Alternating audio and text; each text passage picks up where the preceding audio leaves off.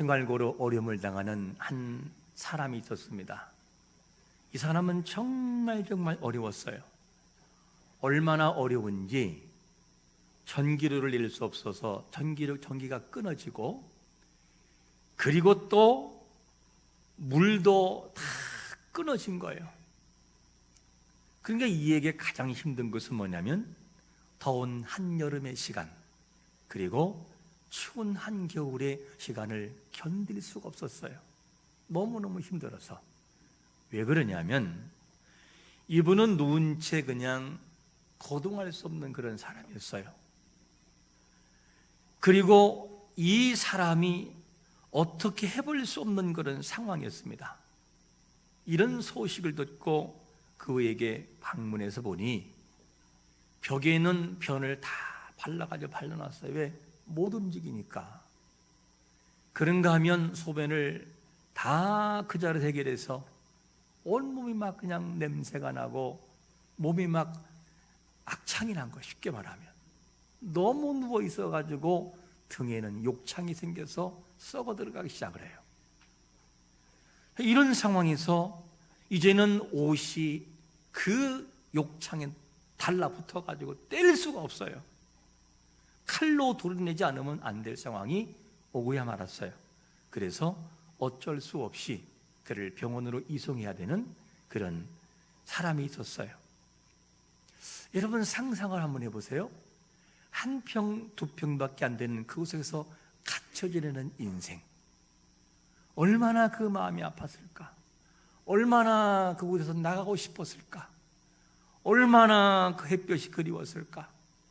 갇혀지는 인생은 정말 살맛나지 않는 인생을 살아가지요. 그런데 육신에 갇혀 사는 것도 많이 힘든 시간이지만 영적인 그 도가니에 갇혀 나오지 못한 인생도 얼마나 힘든지 몰라요.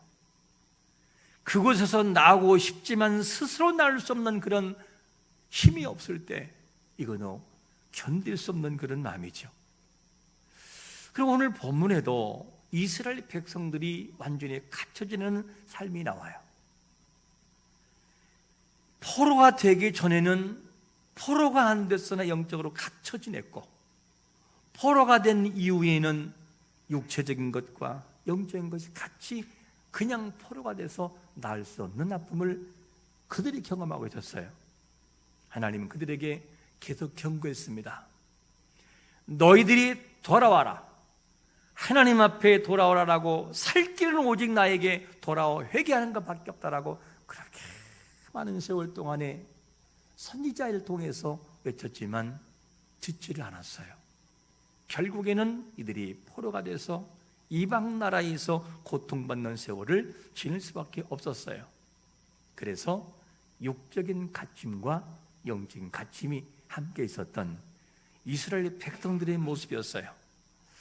자, 우리는 여기서 한 가지 질문할 게 뭐냐면, 그러면 하나님을 모르는 사람들만 갇힐까 하는 질문이에요.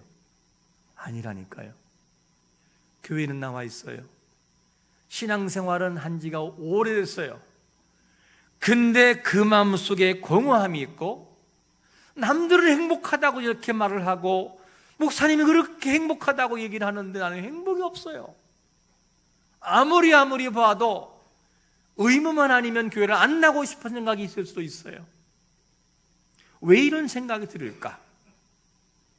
교회는 나와 있고 몸은 앉아 있으나 종교 생활로 끝나기 때문에. 종교 생활, 여러분 아무리 오래 다녀도 종교 생활로 하나님을 인격적으로 만남이 없으면 참 진짜 불행해져요. 여기 계신 모든 분들은 정말 예수 그리스도를 인격으로 만나 행복이 뭐고 기쁨이 뭐고 즐거움이 뭐고 영생이 뭔지를 경험하며 그 길을 걸어가시기를 축원합니다. 이왕이면 그렇게 살아가야죠. 언제까지 그렇게 종교적인 생활을 할 수 있냐는 거예요. 마지막 죽을 때 이게 아니었는데 하는 후회해봤자 소용이 없어요. 얼마나 부끄러운 구원을 받아요. 상급이 없는 그런 구원. 오늘 이스라엘 백성들에게도 이런 갇혀있는 삶이 그들의 삶의 모습이었어요. 자, 그러면 오늘 허망한 인생을 살아가는 이들을 향해서 하나님은 이사야 선지자를 통해서 뭐라고 외치고 있느냐? 첫 번째 이렇게 말하고 있어요. 목마른 자들아 나오라. 나오라 하는 거예요. 이 내용이 오늘 1절에 보니까 이렇게 말씀하잖아요. 같이 한번 읽어볼까요? 시작. 오라 너희 목마른 자들아 물로 나오라. 돈 없는 자도 오라. 너희는 와서 사 먹되 돈 없이 값 없이 와서 포도주와 젖을 사라. 목마른 자와 정말 배고픈 자, 무엇이 없는 자가 오기는 오되 그냥 와라. 하나님의 잔치를 다 마련하고 와서 좀 먹어라 그러면서 그들에게 실컷 와서 사 먹긴 사 먹는데 그냥 와서 사 먹어, 이렇게 말씀하고 있어요. 지금의 시대는 어떤 시대입니까? 돈이 아니면 안 되는 시대처럼 느껴져요. 제가 아주 어린 시절 손뚜기가 서울에 간 적이 있었어요. 서울에 갔는데 사람이 어떤 긴장이 생기면 배가 아파요. 갑자기 막 배가 아픈 거예요. 그래서 찾아보니까 공동 화장실이 있어서 뛰어갔는데 뭐가 없어요? 야, 이거 어떻게 됩니까?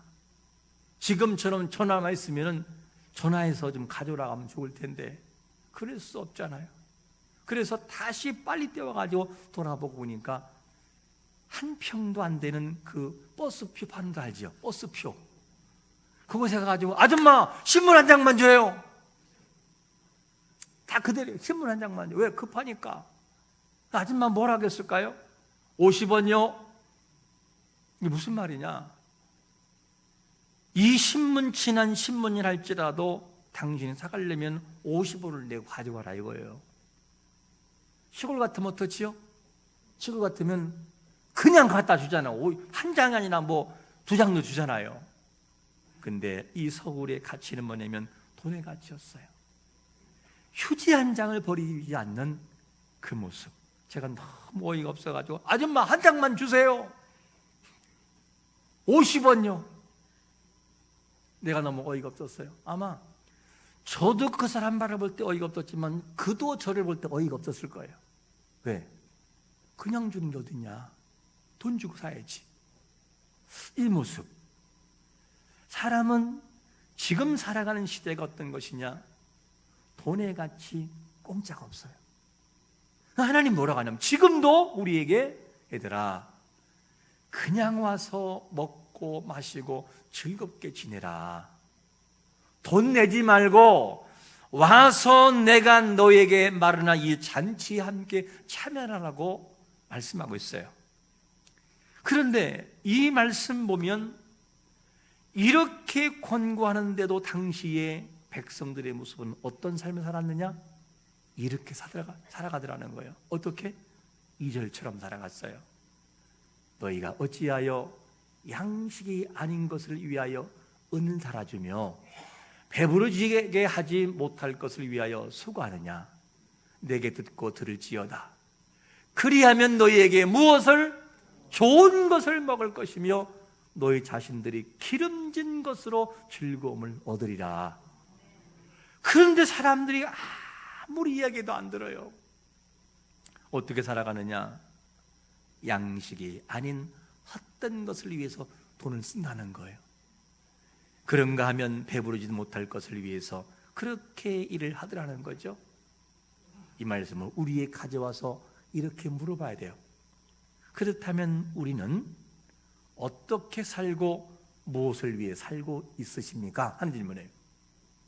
이들이 배부르지도 못하고 정말 즐겁지 못한 것을 위해서 모든 걸 투자한다면 우리는 살아가는 인생 속에서 무엇의 가치를 두고 살아가는지를 한번 물어봐야 돼요. 그리고 살아가는 모든 삶에 정말 만족이 있는지 한번 물어봐야 돼요. 세상에 느껴지지 못하는 그 행복을 찾으려고 일생을 바치는 것은 아닌지. 여러분, 예수 그리스도 안에 정말 인격으로 만나 들어오면 행복이 느껴지고 체험되는 것을 믿으시기를 축원합니다. 그 예수님을 만나고 좀 믿었으면 좋겠어요.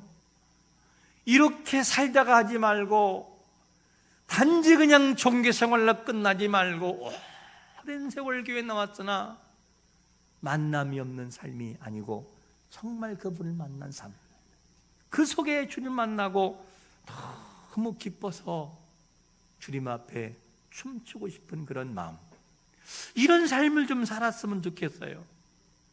이런 삶. 주님 마음이 얼마나 아플까? 처음 나온 사람도 와서 눈물을 흘리고 하나님이 살아계신 것 같다라는 느낌을 받는데, 오랜 세월을 나왔으나 종교적인 생활로 끝나 마음에 감동이 없는 사람, 그냥 그렇게 일평생 종교 생활로 예배를 드려주는 삶, 나와주는 것으로 끝난다면 이거 좀 아쉽지 않겠어요? 이것보다는 정말 너무너무 좋아서 하나님께 단 한 번도 좋으니 좀 인격적으로 예배하고 그 주님을 깊이 찬양할 수 있는 감격의 예배, 진실한 예배가 우리 마음속에 드려지기를 축원합니다. 그런 걸 느껴봐야 돼요. 그래야 재미가 있지 않겠어요? 취미도 재미가 있어야 하지 않겠어요? 취미도? 이게 너무너무 중요해요. 그래서 시편 107편 1절과 9절에서 이렇게 말합니다. 여호와께 감사하라. 그는 선하시며 근자심이 영원하미로다. 그가 사모하는 영혼에게 뭘 주시고 만족을 주시며 줄인 영혼에게 좋은 것을 채워주심이로다. 할렐루야. 채워주고 주겠다는 거예요. 이거는 귀복주의적인 신앙의 모습이 아니라니까요. 예수 그리스도 안에 그 하나님 안에 이런 은혜가 있다라고 우리에게 알려주고 있는데 왜 우리는 그거를 못 느끼게 되는가? 좀 이양 믿는 거 느끼며 살아가면 얼마나 좋겠어요. 줄인 영혼에게 만족을 주시는 하나님을 정말 만나시기를 축원합니다. 또한 죄의 문제로 아파하는 사람이 있다면 그 죄의 문제를 해결하시는 하나님께 우리가 나아가야만 돼요. 그분 앞에 정말 내가 나와서 내 모든 인생을 맡겨 놓으면 하나님이 뭐라고 자기 이름을 걸고 약속하느냐? 마태복음 11장 28절과 29절 이렇게 말합니다. 수고하고 무거운 짐자들아 다 내게로 와라. 내가 너희를 쉬게 하리라. 나는 마음이 온유하고 겸손하니 나의 멍에를 메고 내게 좀 배워라. 그리하면 너희가 힘이 뭔지를 알게 될 거야. 그 얘기를 하고 있어요. 그렇다면 하나님은 거짓말하신 분이 아니거든요. 분명히 예수 안에서 행복 있고 짐이 가벼워지고 모든 힘이 있다면 배워보고 느껴봐야죠. 홀로 있어 하나님 앞에 묵상하고 기도할 때 얼마나 깊은 평안이 다가오는지, 나도 모르는 사이에 찬양이 흘러나오는 그 기쁨, 나도 모르는 사이에, 그리고 비록 힘들고 어려운 일이 우리에게 다가오기도 하지만 그 속에 헤쳐나갈 길이 보이는 기쁨, 육신의 질고와 아픔이 세상 사람과 비슷하게 가지만 그 속에 하나님을 찬양할 수 있는 그 놀라운 경건의 깊이가 우리 앞에 있을 때 이거요, 행복이 다른 것이 아니고 말릴 수 없는 행복이 우리에게 다가와요. 그때 눈물이 나오지